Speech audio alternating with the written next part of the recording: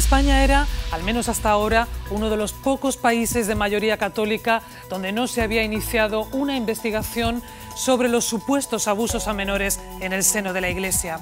El Defensor del Pueblo coordinará dicha investigación, mientras la Fiscalía ya recopila las denuncias y la Iglesia se someterá a una auditoría. Tras décadas de vergüenza e incredulidad, las víctimas hablan.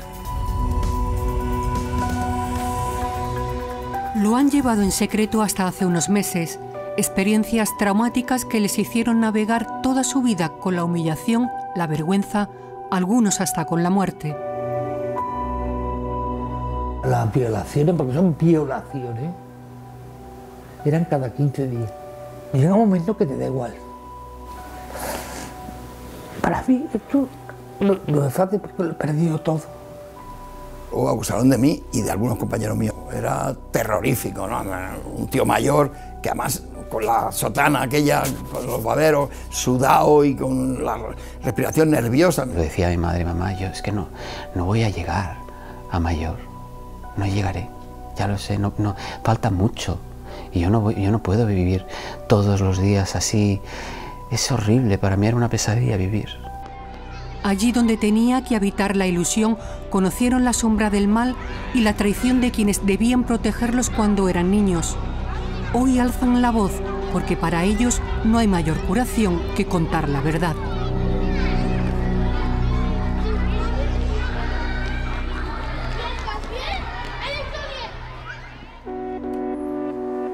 Dice que ha muerto 4 veces, ha sufrido un ictus, un coma, el COVID y 2 neumonías.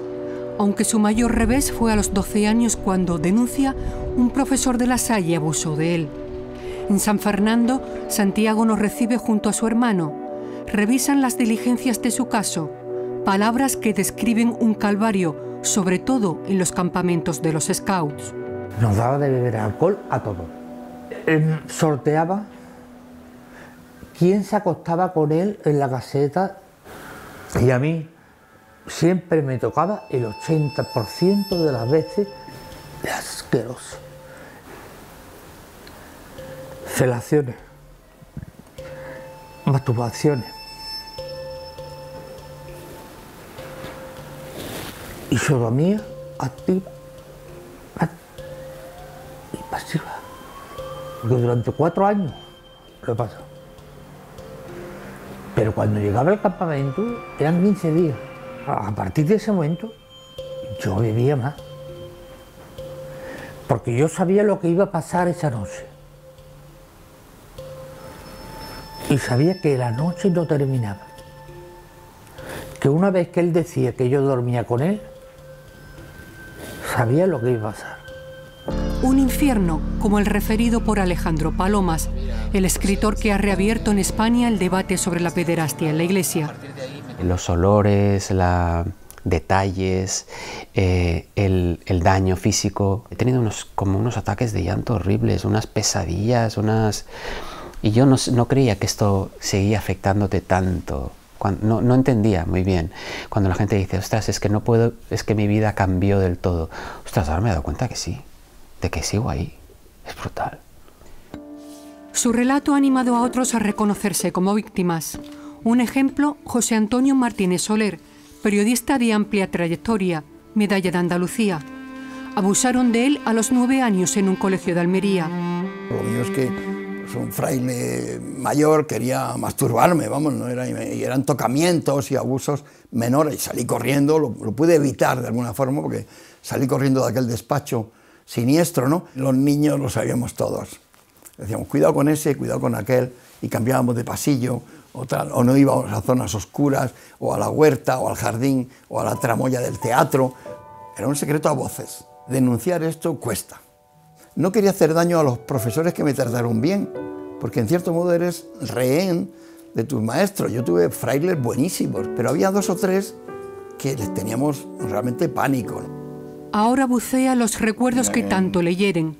Rebelarse contra esos pederastas con sotana era difícil, incluso para un preadolescente intrépido como él, que años más tarde sería secuestrado y torturado durante el régimen.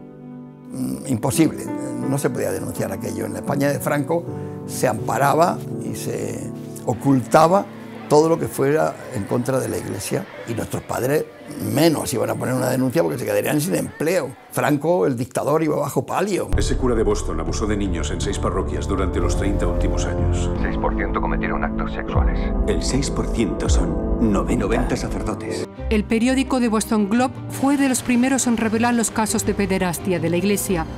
Escándalos a los que siguieron otros muchos en Irlanda, Bélgica, Alemania o Francia, con centenares de miles de casos ocultos durante décadas. No es solo en Boston, es en todo el país, en todo el mundo. ¡Lo sabían y dejaron que ocurriera! Hasta que el Vaticano dijo basta. Più grave e più scandalosa nella Chiesa. Desde que el Papa Francisco ordenara hace 3 años combatir la pederastia, cada diócesis debe contar con una oficina de atención a la víctima. Las denuncias que se han presentado en ella son mínimas, aunque eso no significa que no haya casos. Las órdenes religiosas manejan sus propios protocolos de investigación, diferentes a los de las oficinas dependientes de los obispos, como la que dirige Mercedes en Sevilla. Aquí orientan a la víctima y recepcionan su denuncia, si la hay.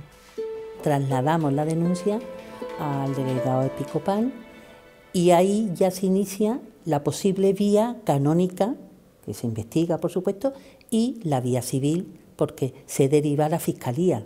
Pues desde estos 2 años que llevo, no ha habido ninguna denuncia.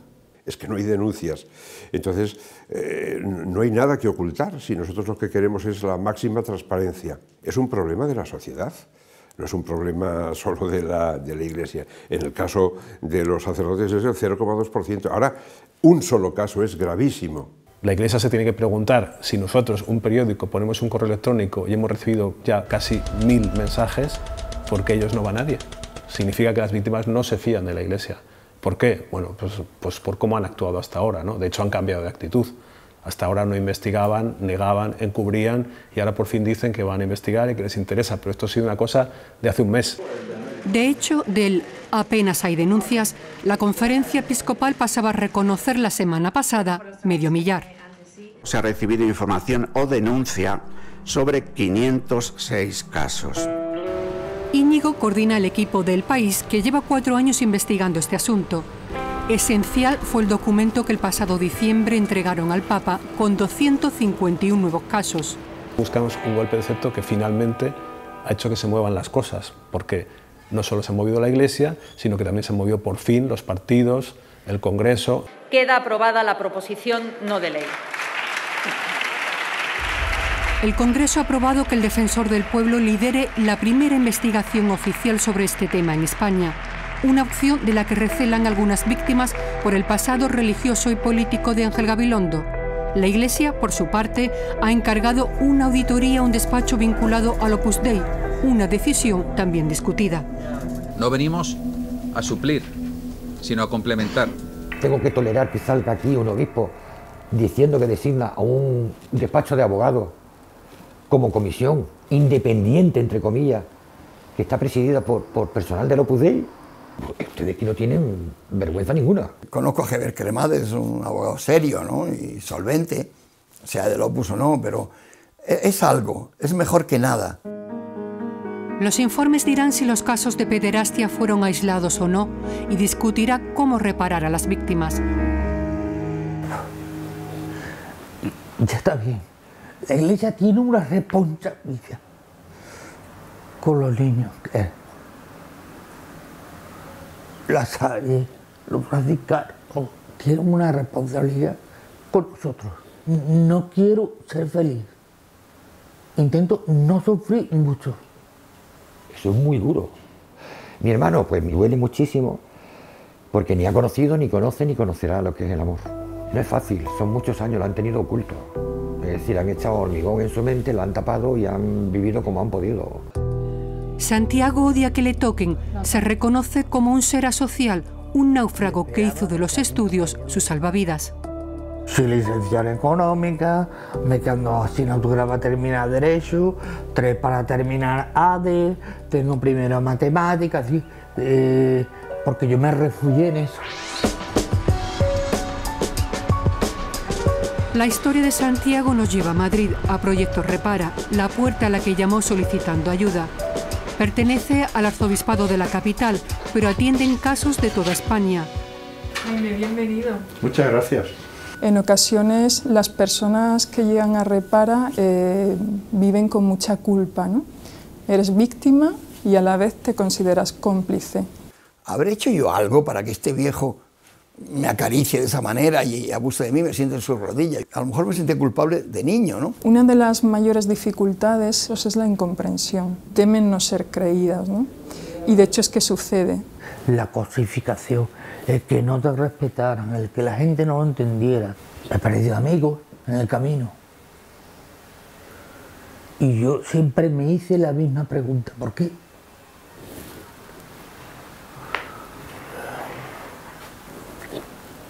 No ha habido ni una denuncia contra mí, porque estoy diciendo lo que pasé. Y por la gente que ya no están. Yo he visto amigos míos que se han suicidado. Vidas rotas en una espiral de dolor, remordimientos y silencio. Hemos construido una cultura del silenciamiento y del encubrimiento que todavía no acaba de marcharse. Entonces es mucho mejor que te calles. Otorga el perdón de entrada, porque lo cristiano es otorgar el perdón, aunque no haya habido ni petición de perdón, ni justicia, ni haya habido nada. Desde luego, ese no es ningún procedimiento para tratar ni a víctimas ni a victimarios. Hay personas que piensan que la denuncia hace daño a la Iglesia. No es tu denuncia lo que hace daño a la Iglesia, ¿no? Sino que el abusador siga oculto, encubierto. Es muchísimo mejor que estas cosas se sanen de una vez que no que estemos todavía pensando que si se encubren terminarán desapareciendo, que con cambiar de colocación a determinado eclesiástico pues ya no va a pasar nada más. Ni la sociedad ni la Iglesia, afortunadamente, están por mantener ese tipo de situación. Pero si la mayoría de los casos están prescritos o los agresores han fallecido, ¿cómo hacer justicia? Los creyentes pueden ser pecados, pero para los demás son delitos. Son delitos y son punibles. En la mayoría de los casos la justicia, tanto a nivel civil como a nivel canónico, pues no se abren ni diligencias, ¿no? Es frustrante porque a veces te das con un muro de cemento armado porque no hay cauces.